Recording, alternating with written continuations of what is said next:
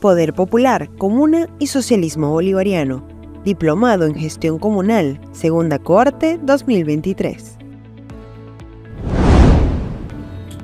Bienvenidos y bienvenidas a esta videoclase del módulo Poder Popular, Comuna y Socialismo Bolivariano del Diplomado en Gestión Comunal, esta vez en su segunda cohorte. Nos encontramos aquí con el rector de la Universidad Bolivariana de las Comunas, Richard Delgado, sobre todo compañero de lucha en este proceso de construir nuevos procesos formativos y de construir una nueva universidad, con un tema que realmente es uno de los temas que es el núcleo de la epistemología que rige la Universidad Bolivariana de las Comunas, como es Poder Popular, Comuna, Socialismo Bolivariano. Temas que no son nada fáciles de definir. Ya anteriormente habíamos conversado lo complejo que es entrar en la definición de cada una de estas categorías, porque además son categorías que están en construcción directamente desde el Poder Popular. Sí, preguntaría, mi estimado Richard, como primera pregunta, ¿cómo comenzamos a hablar de este tema de Poder Popular, Común y Socialismo Bolivariano? Bueno, saludar primero a todas y a todos. Tomás, gracias por este maravilloso esfuerzo de conducir profesionalmente, éticamente, este esfuerzo formativo y autoformativo. Ciertamente decimos pues que nuestra triada epistemológica, Poder Popular, Comuna y Socialismo Bolivariano, no debiéramos primeramente leerlos por separado. Creo que ahí hay que tratar de hacer una comprensión noxiológica con respecto a esa categoría o esa dimensión categorial que hemos llamado nosotros nuestra triada epistemológica, porque es un proceso complejo debatir sobre el tema del poder. Creo que es donde subyace fundamentalmente el asunto que nos va a ir creando esta ruta, porque lo vemos, pues, la mirada es Poder Popular, Comuna, Socialismo Bolivariano es un trayecto, hay una direccionalidad que va dándose en la medida que estas categorías, estas dimensiones categoriales que hemos denominado que, aunque parecieran estar gramaticalmente separadas, para nosotros se convierte en una dimensión terminológica distinta. Una lógica, una dialógica, decía, multilógica incluso, multidialógica, decía nuestro profesor Julio Valdés, porque hay mucho que desentramar en el debate para comprender, en primer lugar, lo que significa el poder. Ahí es donde empieza el debate. Estamos hablando del momento en el que pudiéramos estar poniendo en distintas dimensiones cómo el poder se va desarrollando, se ha ido desarrollando de manera histórica, qué ha significado para el desarrollo de las civilizaciones, el tema del poder, el asunto del poder. El poder, cuando nosotros buscamos su definición etimológica o su expresión más concreta en el diccionario de nuestra lengua, pues la que nos han impuestos los colonizadores, esta la española, nosotros encontramos que el poder está asociado en la capacidad de hacer. Tener la capacidad de hacer significa tener poder. Pero eso tiene entonces matices multiversos de comprensión. Pudiéramos decir entonces como ejemplo, yo tengo la capacidad de hacer canciones. Porque tengo el poder del canto, porque sé cantar, porque sé escribir, porque sé componer la música. Entonces, como tengo el poder del conocimiento, puedo entonces tener la capacidad de hacer canciones y esa categoría la podemos nosotros poner en diversas dimensiones. Vamos al meollo del asunto. Pónganle todos, cada uno, una categoría que más se le parezca a su realidad concreta con respecto al poder. ¿Y qué poder tenemos nosotros individualmente sobre nuestra propia vida? Que también formaría parte de esta construcción. Yo, por ejemplo, en mi hogar tengo el poder de, ¿de qué? Si yo soy el que llevo el sustento a la casa, tengo el poder económico. Y a lo mejor eso me permite a mí tener la capacidad de decidir qué tipo de comida se debe comer en la casa o no. Fíjense, evaluemos cómo también en nuestro proceso introspectivo, la vida también es un ejercicio del poder. Pero resulta que acontece que el poder, esa capacidad de hacerlo, Tomás, está muy, muy vinculada al dominio. En términos generales, las civilizaciones en el mundo, a partir pues de los procesos propios que han significado el nacimiento y la culminación de civilizaciones, muchas de ellas han estado transversalizadas por esquemas del poder. Y bueno, por supuesto, ya una vez aparecido el fenómeno del acto de comercio, cuando aparece la primera moneda y la primera moneda comienza a darle poder a otros que no los tenían, comenzó un dominio superior sobre los que tenían el poder, que era lo que producían. Entonces los que producían tenían el poder porque eran dueños de la técnica, eran dueños del conocimiento, eran dueños de su trabajo, por lo tanto podían ejercer sobre el resultado de su fuerza del trabajo el poder que sobre él subyace.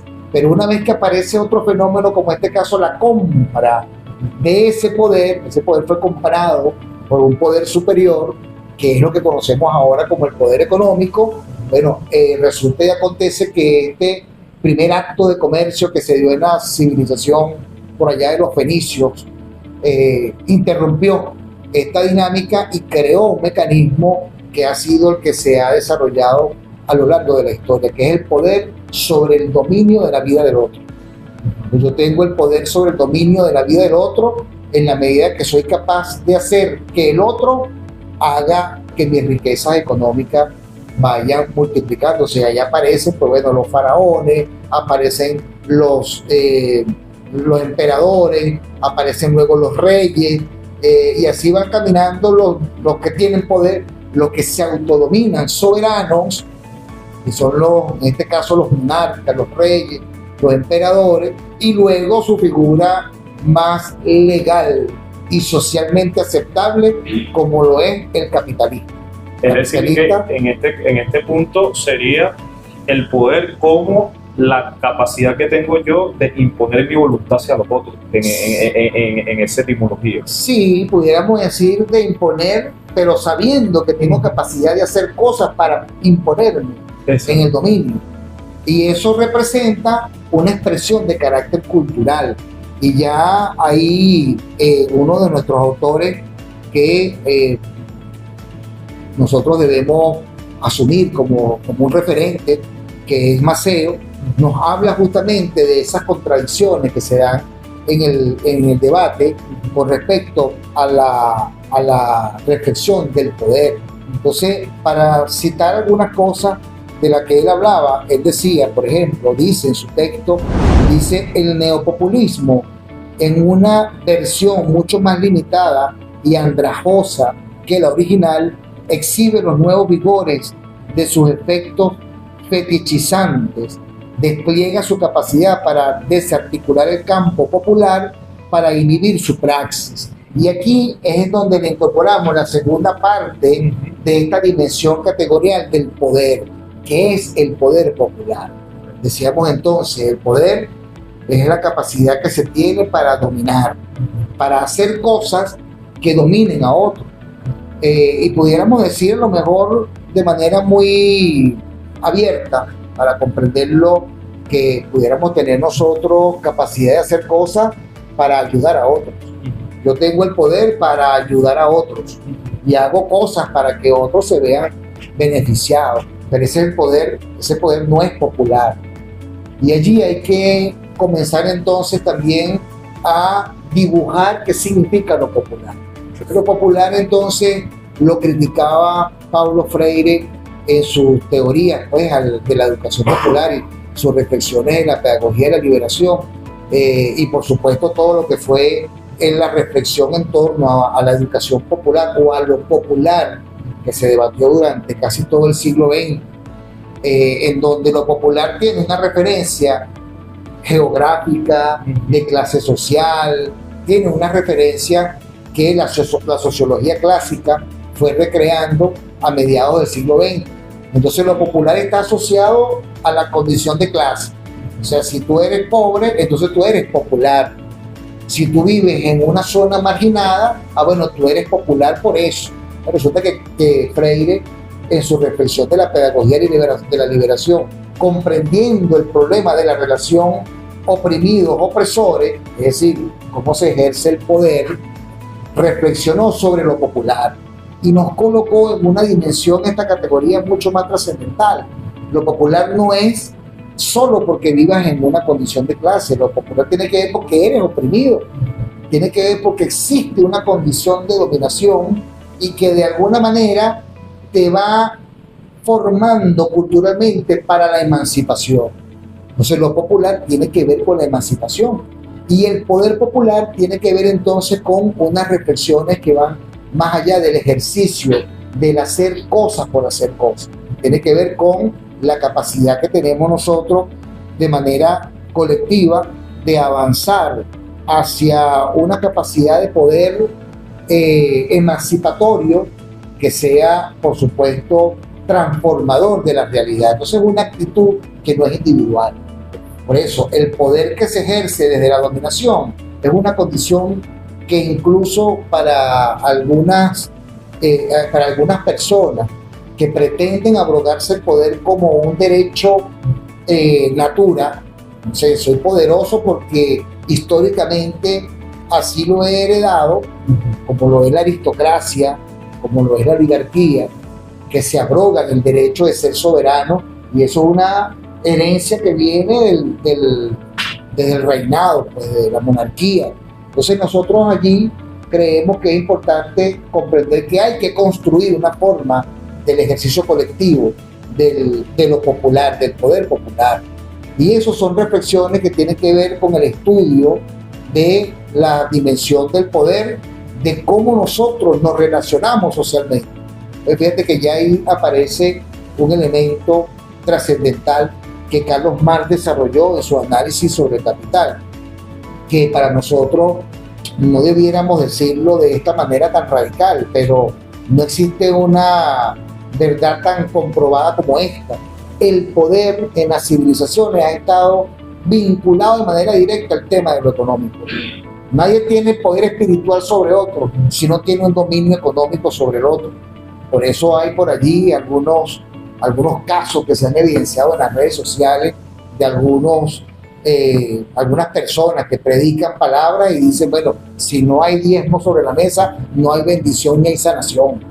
¿No? Tienen el poder sobre la vida espiritual de la gente, pero se materializa en una relación de carácter económico. Entonces, por poner solamente un ejemplo tan específico como ese, pero eso lo podemos llevar a la fábrica, lo podemos llevar incluso hasta en las mismas formas y maneras como nosotros en lo productivo nos desarrollamos. Carlos Marx planteaba entonces sus dos categorías, sus dos dimensiones o sus dos contradicciones fundamentales. La primera, el poder sobre los medios de producción. Fíjate que lo dice así clarito, el poder sobre los medios de producción. La capacidad de hacer con los medios de producción, la capacidad de propiedad que tengo sobre los medios de producción, me permite a mí entonces una reacción y una forma de relación con el otro, que es de explotación. Si yo soy el dueño de la cosa que produce la riqueza, yo no soy el que produzco la riqueza, yo produzco las condiciones de poder. Hago cosas para que tú trabajes en mi medio de producción para generarme riqueza. Ese es el poder que tengo sobre ti, sobre tu fuerza. Si yo tengo capacidad de hacer cosas, ¿cuáles son esas capacidades de hacer cosas? Generar empleo. Si yo soy dueño de los medios de producción, ¿qué poder tengo yo? Tengo el poder de generar empleo. Porque la explotación es una condición de relaciones. Esa es la forma como yo desarrollo mi capacidad de generar empleo. Entonces, el poder que tengo es el poder de generar empleo. Y ese poder va condicionando nuestras formas de relación. En la segunda contradicción de la que habla Carlos Marx en su análisis en la categoría de la sociedad capitalista, que son las relaciones sociales de producción, cómo nos comportamos nosotros allí. Y ahí hay un ejercicio de poder. Entonces hay una verticalidad construida, socialmente construida, en este caso, de las relaciones sociales de producción, que justifican y que permiten a un colectivo aceptar que eso es normal.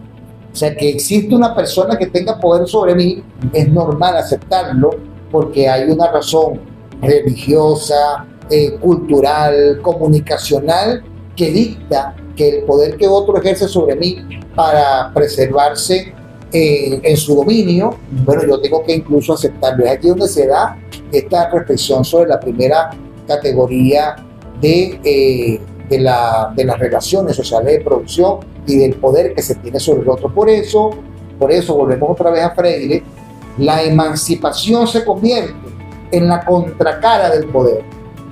Incluso yo me atrevería a decir que poder popular es una ambigüedad desde el punto de vista filosófico, porque el poder está asociado a una categoría de control, de poder sobre.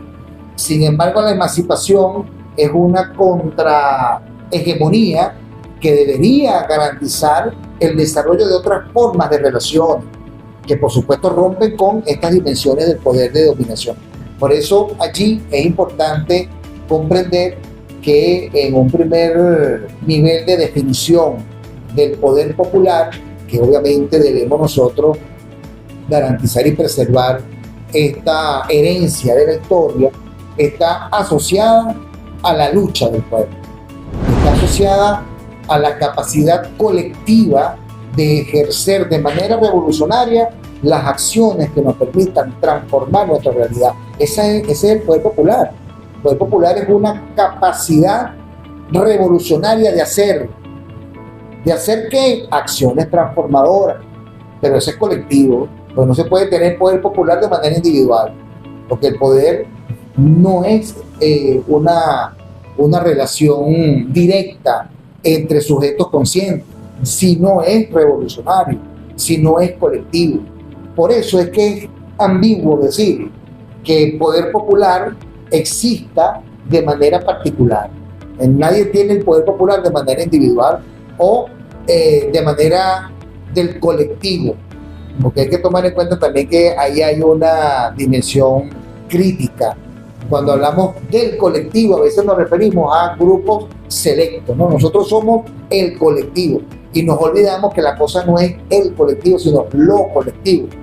Y empezamos a segmentar el poder. Entonces, como somos un grupito hegemónico y nos parecemos y coincidimos, no somos individual, pero somos 10, estamos de acuerdo, ejercemos el poder colectivo, el poder popular, porque somos un colectivo sobre las cosas.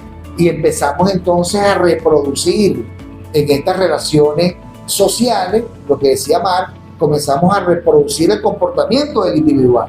Entonces, negamos el poder individual del capital, pero nos convertimos nosotros en poder popular, entre comillas, de un colectivo que predomina sobre la vida de lo colectivo.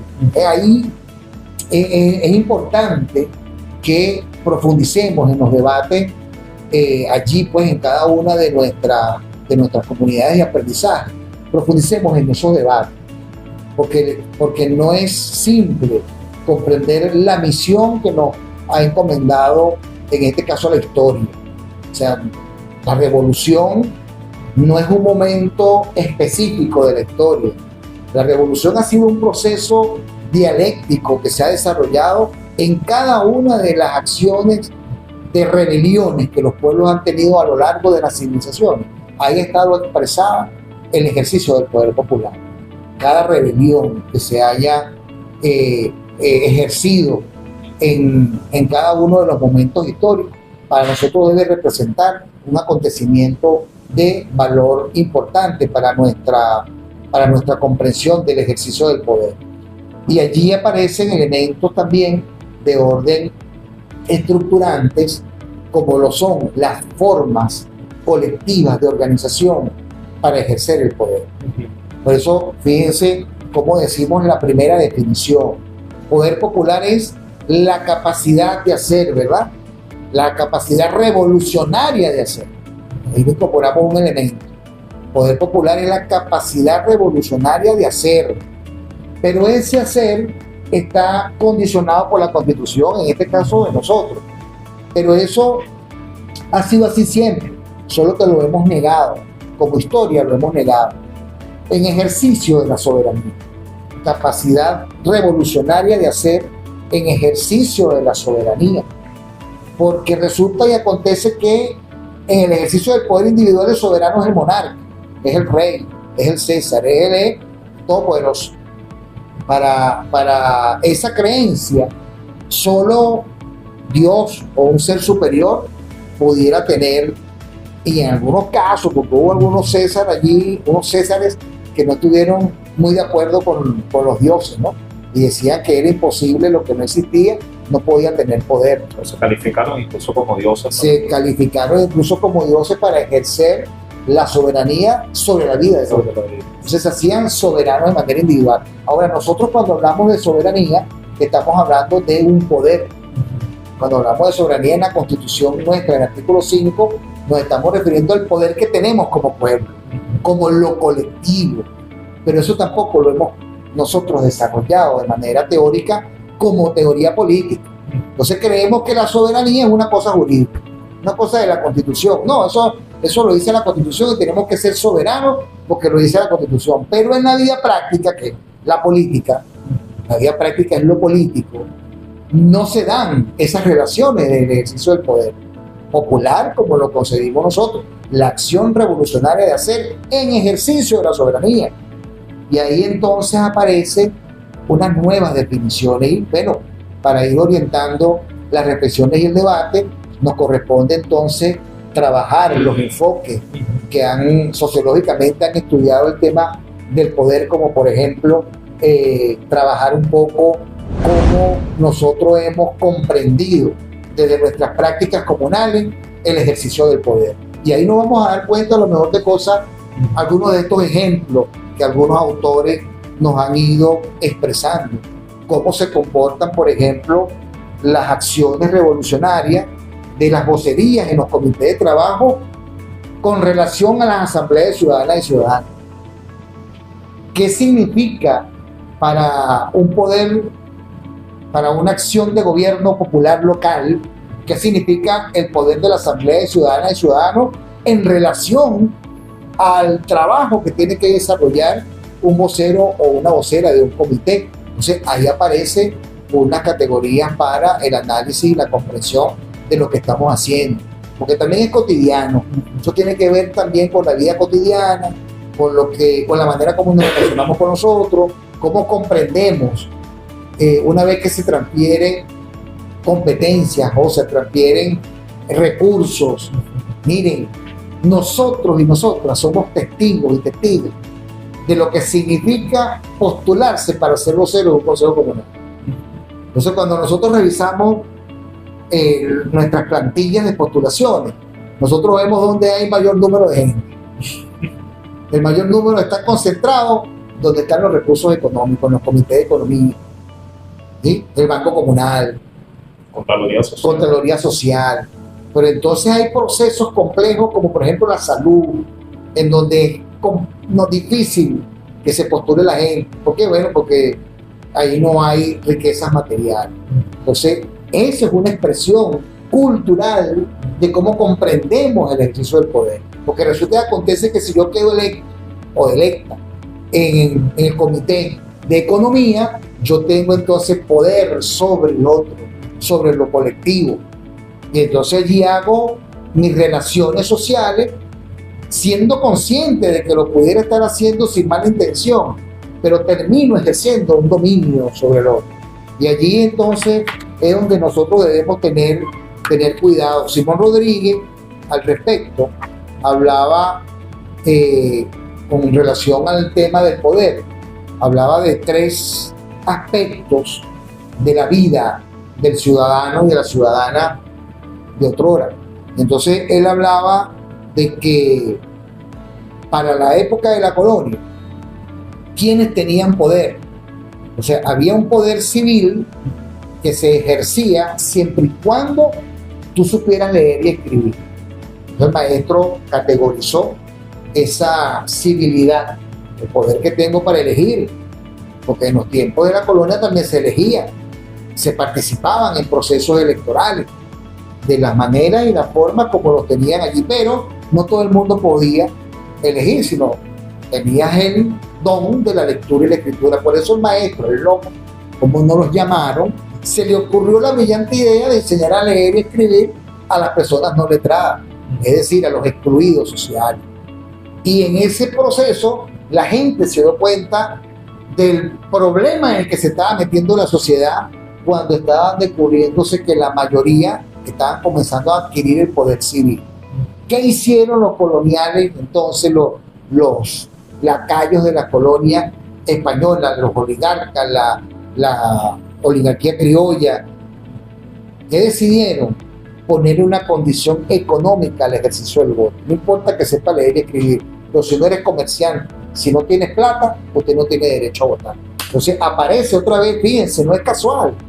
No es casual que aparezca el fenómeno de la economía para imponerse en el ejercicio del poder. Y fíjense qué tan complejo es que desde ese mismo momento en que se condiciona la clase económica como razón para el ejercicio del voto, la mujer que no votaba no pudo votar sino hasta 1943-44, con Eleazar López Contreras, creo que fue quien permitió pues que la mujer por primera vez en Venezuela ejerciera su derecho al voto.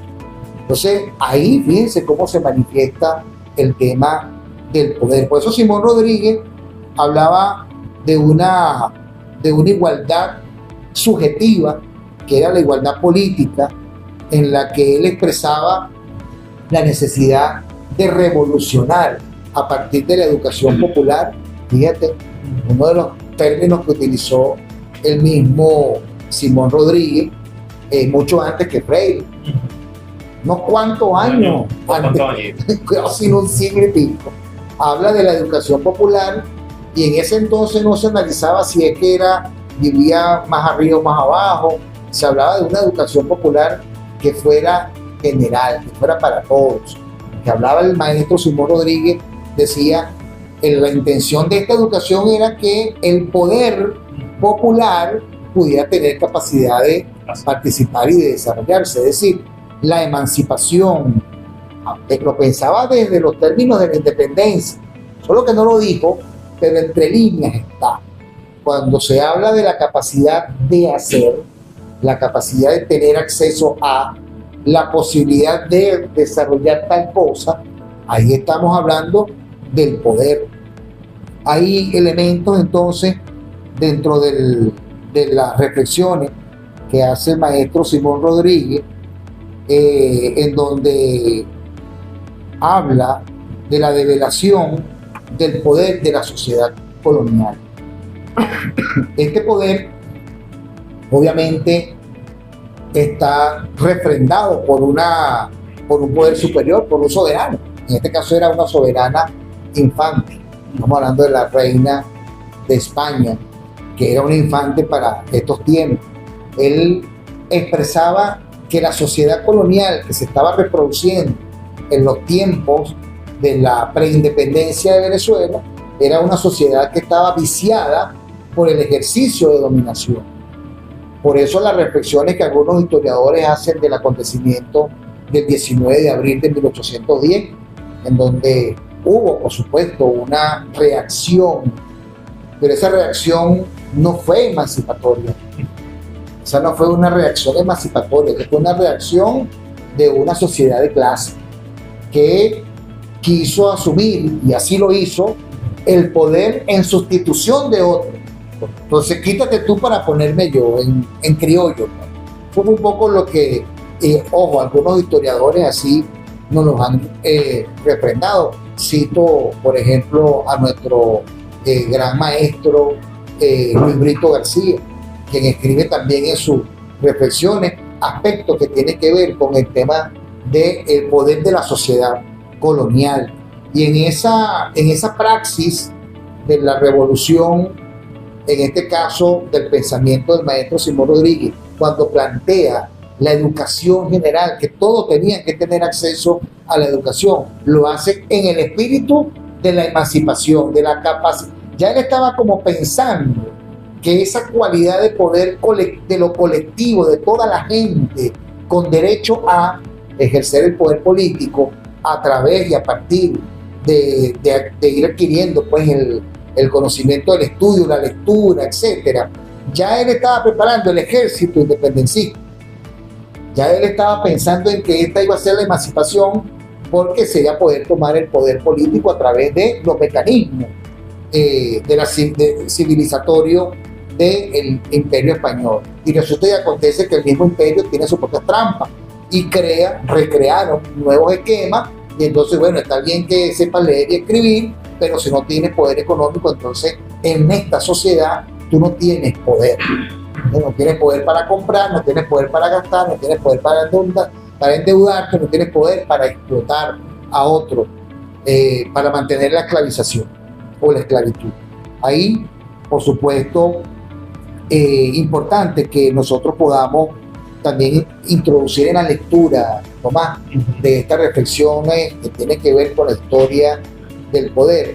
Hay un autor que yo recomiendo, que es Orlando Araujo, su libro Venezuela Violenta. Ahí hay unos elementos importantes para comprender ya en tiempo más presente nuestro comportamiento histórico. Y allí él asocia el tema del poder a una cosa que es innegable, o sea, no podemos taparnos los ojos ante eso, a un factor determinante que se llama la tierra. No la tierra del globo terráqueo, no, sino la tierra como vida.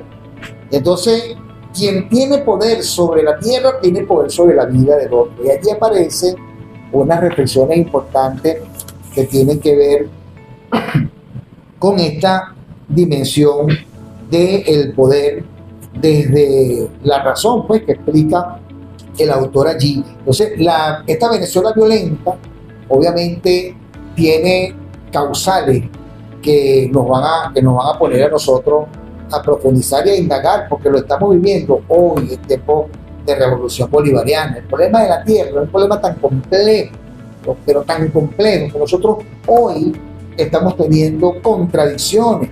En el caso, por ejemplo, de las tierras de las comunidades de los pueblos indígenas, que constitucionalmente hay que garantizar un derecho, pero hemos tenido contradicciones por las implicaciones, vamos a decir, objetivas de una decisión política en torno a las tierras de nuestros pueblos indígenas.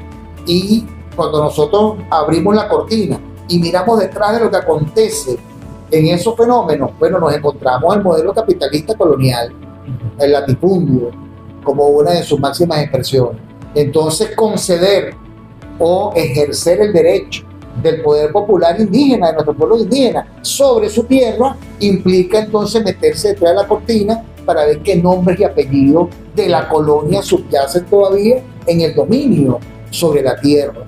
Y allí el autor Araujo nos va explicando cómo en el presente nuestra historia ha estado fundamentalmente impactada por el control de la tierra. Incluso pudiéramos expresarlo también en lo que sucedió luego, que el libertador, una vez liberada el territorio, pero cedió terreno a nuestros libertadores. Pues. Eso no lo podemos negar. ¿Qué sucedió con José Antonio Páez, por ejemplo? Se convirtió en un caudillo de importante impacto político y económico. Fue presidente 3-4 veces de Venezuela y fue uno de los que más territorio logró conquistar, entre comillas, luego de la independencia de Venezuela, y luego de la muerte del libertador fue un poco más audaz. Entonces, nosotros debemos tomar en cuenta esas reflexiones con respecto al poder. En síntesis, para ir avanzando hacia la segunda dimensión de la categoría, de lo comunal, que implica entonces el poder popular para lo comunal. El poder popular lo vamos entonces orientando a una reflexión, vamos a decir, conceptual, significante, en términos de Oscar Jara, en términos de Orlando Fassborder, en términos de Galeano, darle significancia a la palabra, incluso hasta redefiniendo su contenido semántico. Bueno, el poder popular es entonces esta capacidad revolucionaria de hacer en ejercicio de la soberanía que nosotros tenemos, y esa capacidad es colectiva. Entonces esta actitud colectiva tiene que ver entonces con la comuna. El poder popular, la comuna y el socialismo bolivariano, ya dijimos al principio, es una direccionalidad histórica.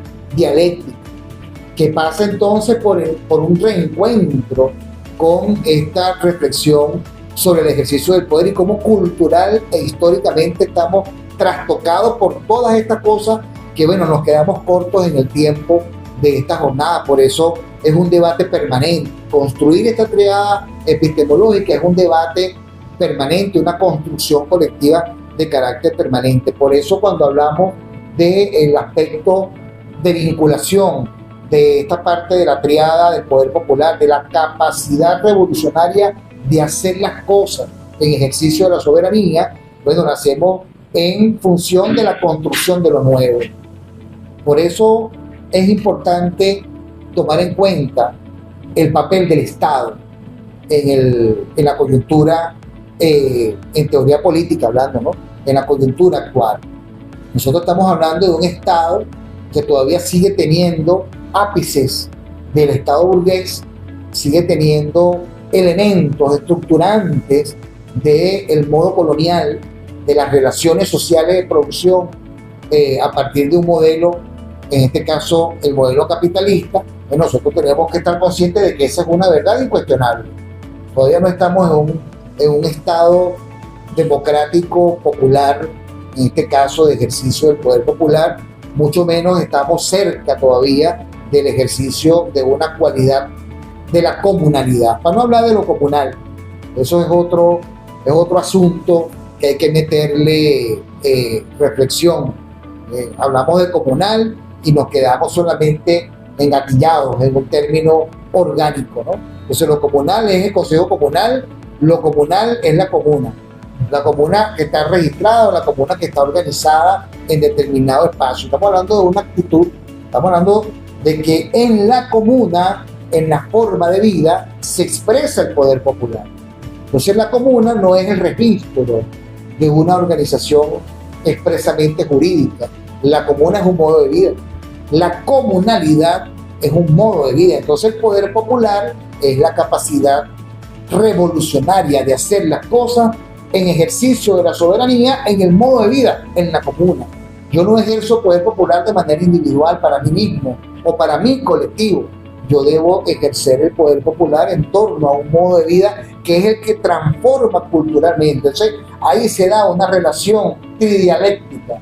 Era el término que el profesor Julio acuñó. Una relación tridialéctica, pues tiene que ver con la transformación del Estado, la realidad, la cultura, la sociohistoria, que parece como elemento allí agitador de esas dimensiones.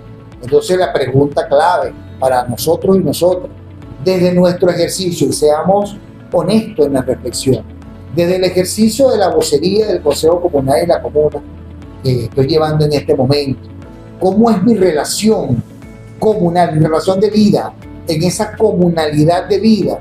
¿Cómo es mi relación de poder con el otro y con la otra? ¿Cómo lo estoy ejerciendo? A ver si me parezco al Estado burgués o estoy teniendo nociones y estoy representando en mi acción valores novedosos de una nueva construcción de esta comunalidad que debe encauzarnos hacia, fíjense la ruta, ¿ves? La ruta es hacia el socialismo bolivariano. El socialismo bolivariano no es un estadio donde ya estamos. El socialismo bolivariano es la utopía que decía Galeano, la utopía concreta.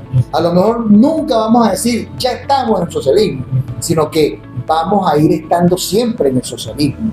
Y ese es un camino, es una trayectoria que nunca va a dejar de existir y que en algún momento, y ojalá que así sea, se va a encontrar con la otra trayectoria que se llama capitalismo o neoliberalismo. Y no puede ser que caminemos en paralelo, porque si no, nunca nos vamos a encontrar. Cada quien lleva su propia dirección y digamos que en algún momento se van a encontrar estas dos grandes contradicciones. Y cuando se encuentren, ahí va a suceder algo. Ahí va a haber un choque. Y ese choque Carlos Marx le llamó lucha de clase. No hay otro método para transformar el modelo si no es a través de la lucha de clase. Y allí aparece lo que debemos ir construyendo. La lucha de clase es un desarrollo histórico. La lucha de clase es la comprensión dialéctica del colectivo, de lo colectivo, de la capacidad que tengo revolucionariamente hablando de hacer en ejercicio de la soberanía, en la vida comunal, en la comunalidad, porque el socialismo va a seguir siendo esa utopía que todos los días nos va a invitar a ejercer el poder popular en la comuna, a transformar y transformarnos en el desarrollo de estas contradicciones que van a seguir existiendo y que a veces nos negamos a comprender y a aceptar.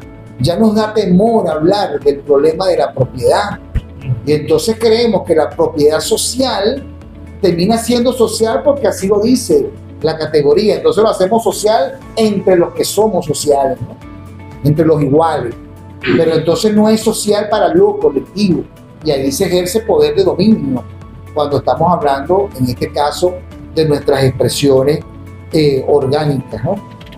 Fíjense, ya para ir también poniendo elementos propios de esta reflexión, no olvidemos nuestra historia más contemporánea. Yo considero en lo personal, y discúlpenme el atrevimiento, que el 11 de abril del 2002 representa un punto de quiebre para la oligarquía venezolana, un punto de quiebre en su interés por predominar como poder hegemónico. Y es un punto de quiebre porque allí aparecieron, digamos, las fauces del monstruo. Ahí ellos evidenciaron que no es mentira lo que históricamente hemos venido diciendo. Entonces, ¿qué sucedió el 11 de abril del año 2002? Bueno, se expresó una clase social, una clase dominante, que siempre ha tenido el poder, que siempre tuvo el poder y que se dio cuenta que estaba amenazado su poder. Todavía no lo han perdido. Podemos decir que aunque tengamos las leyes del hidrocarburo, las leyes de la tierra y las leyes que asusaron a ese monstruo, no quiere decir con eso que ya ellos se rindieron y dijeron, bueno, ganó el socialismo. No, es una lucha histórica, es una contradicción histórica la que está en desarrollo, y estamos en ese proceso de encuentro, a lo mejor, de la lucha de clase, que pudiera tener distintas expresiones, pero allí se manifestó la lucha de clase, y ahí incluso, bueno, todos esos videos que podemos ver nosotros del 11 de abril, nosotros pudiéramos estar evidenciando ese comportamiento de las clases sociales dominantes. Nuestra triada epistemológica, el poder popular, volvemos entonces a ser insistentes, la capacidad revolucionaria de hacerlo en ejercicio de la soberanía. Así que construirlo, eso no puede ser una definición conceptual, eso tiene que ser una definición praxeológica que se va a ir alimentando desde la propia transformación de lo colectivo. Por eso es complejo comprenderlo, porque a veces nosotros desde el Estado también nos negamos a dar paso a que este causal del poder popular, de la capacidad revolucionaria de hacer, surja y se manifieste como un Estado colectivo, ¿no? Comunalizado. Eso ahí hay importantes reflexiones que hacer. Hay elementos de orden, diríamos nosotros, desde lo académico, ¿no? Desde lo académico hay elementos de orden teórico que hay que ir profundizando en torno al ejercicio del poder. El poder siempre va a estar hasta en el socialismo, ¿no? Nosotros, nuestra formación, diríamos, militante, está supeditada también por una doctrina del poder y vertical. Debemos expresarlo de esa manera porque es la verdad, no podemos nosotros en lo personal negarlo. Hay una doctrina vertical en el comportamiento del poder, pero es consciente. Se va construyendo desde una mirada subjetiva, intersubjetiva, y desde una realidad que es histórica. Por eso pues, suele ser o suele parecer contradictorio, porque para la militancia política debe existir una disciplina vertical en la mirada y en el ejercicio colectivo del poder. A veces nos cuesta soltarnos de la misma, de los tentáculos que la sociedad capitalista todavía tiene suelto en nosotros. Cuando nos dan un cargo, una responsabilidad, una función, luego nos las quitan, ¿no? Entonces, el comportamiento colectivo o el comportamiento individual comienza a expresar este tipo de comportamiento que a veces puede ser negativo o incomprensible para muchos. En eso hay aspectos de orden reflexivo que tiene que ver con lo que el presidente comandante Chávez nos presentó en sus reflexiones. Allí pudiéramos decir que en la expresión concreta del libro azul aparece también una importante valoración sobre este elemento del ejercicio del poder, y que luego Tomás nos lo colocó en el plan de la patria y lo convirtió en el objetivo histórico número 2, que es la consolidación del socialismo.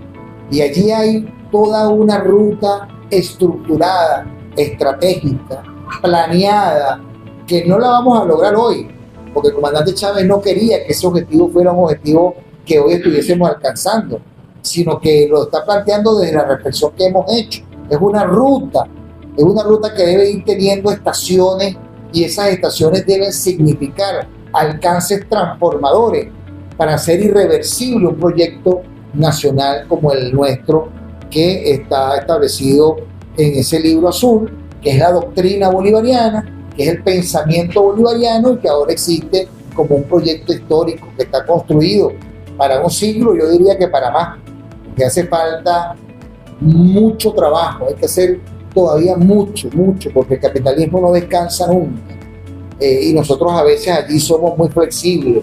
Yo creo que ese es un error doctrinario que tenemos, ¿no? Lo excesivo que es nuestra forma democrática popular, a veces suelen ser también complejas comprenderla en el desarrollo de las realidades concretas. Hay que tomar en avanzada posesión del poder, y ese es el rol de la emancipación. Por eso el poder no es individual, la emancipación no es individual, no es un individuo que se emancipa y ya se logró y se conquistó, no, es una acción revolucionaria consciente, construida, transformadora. Y allí, bueno, en esos aspectos el Libertador nos dejó en la Carta de Jamaica y en el discurso de Angostura nos dejó también reflexiones importantes con respecto al tema del poder. Hablaba Simón Bolívar del poder negativo, que existe también como una de las variantes que incluso él logró identificar en los estudios que hizo de Rousseau y de toda la propuesta y la trayectoria que se deriva de las reflexiones de este autor. Y bueno, ahí vamos entonces concluyendo en aspectos que tienen que ver con la comuna.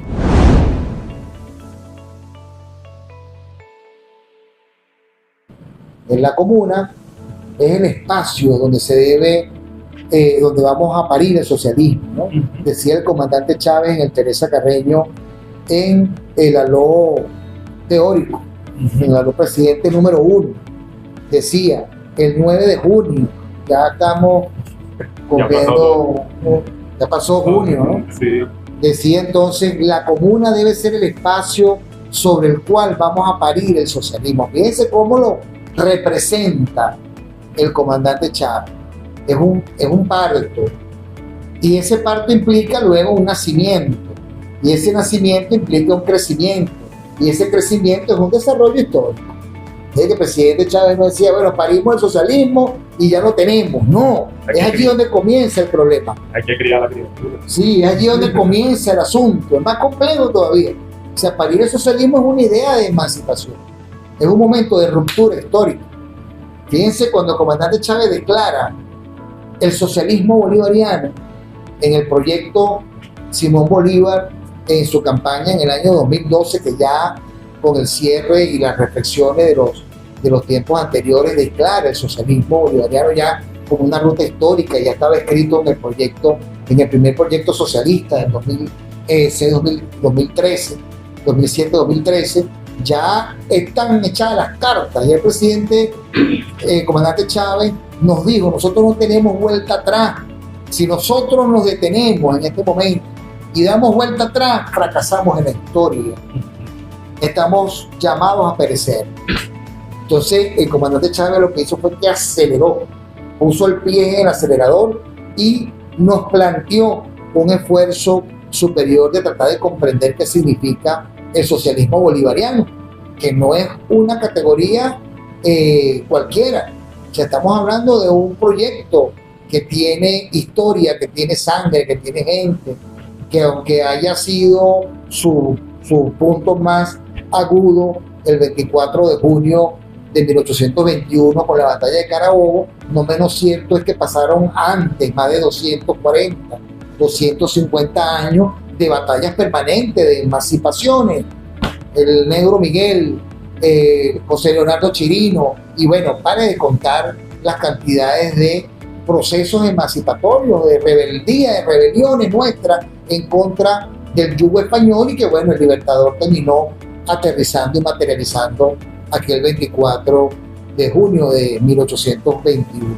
Entonces, ese proceso, por supuesto, el comandante Chávez lo sistematiza con un pueblo, con un proyecto que no es del comandante Chávez, con un proyecto que es el proyecto nacional Simón Bolívar, y con el plan de la patria, que es su desarrollo dialéctico hacia la historia.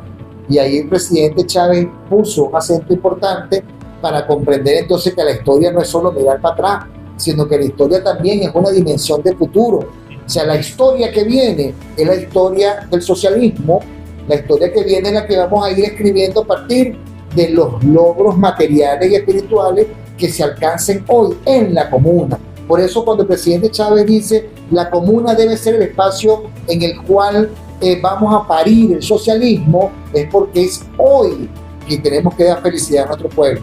En la medida que esa sumatoria se vaya desarrollando en el tiempo, la suprema felicidad del pueblo se va a convertir no en una consigna, sino en una acción revolucionaria. Ese es el poder popular. Una acción revolucionaria constante, consecuente, que va entonces avanzando de manera acelerada hacia esa tesis compleja que hemos denominado el socialismo, y para el caso nuestro, el socialismo bolivariano, que tampoco es cualquier cosa. Así que yo creo que aquí, Tomás, vamos dándole acción práctica también a las reflexiones de nuestros compatriotas, de nuestros camaradas, de nuestras camaradas en las comunidades de aprendizaje, en torno a un tema que no queda agotado el día de hoy. Aquí apenas estamos compartiendo algunas de las reflexiones que en el equipo hemos venido haciendo con respecto a esta construcción colectiva de nuestra triada epistemológica, que debe seguirse profundizando, y seguro estamos que de esos esfuerzos colectivos en las comunidades de aprendizaje, esos nuevos escritos van a seguir aportándole a este documento que viene haciéndose de manera colectiva. Excelente, muchísimas gracias, mi estimado Richard, una muy buena síntesis. Fíjense que en esta videoclase, lo comentábamos en los módulos anteriores, vamos a tener aquí varias videoclases en relación a este tema que nos van a dar distintas perspectivas sobre esta teoría epistemológica. Fíjense aquí como Richard comienza a hacer énfasis en la categoría poder para poder desarrollar la teoría epistemológica. Primero hace una reflexión del poder para después dirigirnos directamente a dónde se expresa ese poder, ¿verdad? Llevarnos al poder popular. Y posteriormente, fíjense que me hacía pensar esa reflexión que tú hacías en algo que Chávez fue muy inteligente en este punto. Y su socialismo bolivariano es un proceso que se va a construir desde la acción. Por eso nos dice, se va a construir en la comuna. ¿Por quiénes? Por aquellos que conforman el poder popular. ¿A través de dónde? De las acciones transformadoras, porque eso es precisamente el poder popular. Lo que implica que socialismo bolivariano es un proceso que sale del ejercicio de la praxis que vamos a realizar en un proceso de transformación. Entonces, fíjense que también Richard nos dejaba unas preguntas por allí, ¿verdad? Que en el video vayan a revisarlo, nos las va haciendo. Una de ellas era cómo se expresan esas relaciones de poder en mi ejercicio de vocería, que es muy importante. Cómo se expresa, y sobre todo cómo se expresa ese poder popular. Es decir, del ejercicio de las vocerías, ¿yo estoy haciendo realmente acciones transformadoras o simplemente son acciones de gestión que se quedan en los parámetros del esquema de la sociedad moderno capitalista? Entonces, fíjense, nos quedan muchos elementos por reflexionar en este módulo de poder popular, comuna y socialismo bolivariano. Nos estaremos consiguiendo en las próximas videoclases sobre este tema, y bueno, sigamos compartiendo más en este diplomado en gestión comunal en cada una de sus comunidades de aprendizaje. Seguimos construyendo el colectivo, mi estimado Richard, en este ejercicio que se llama Entreversidad. Muchísimas gracias por acompañarnos y nos estamos encontrando en una próxima videoclase. Poder Popular, Comuna y Socialismo Bolivariano. Diplomado en Gestión Comunal, Segunda Cohorte 2023.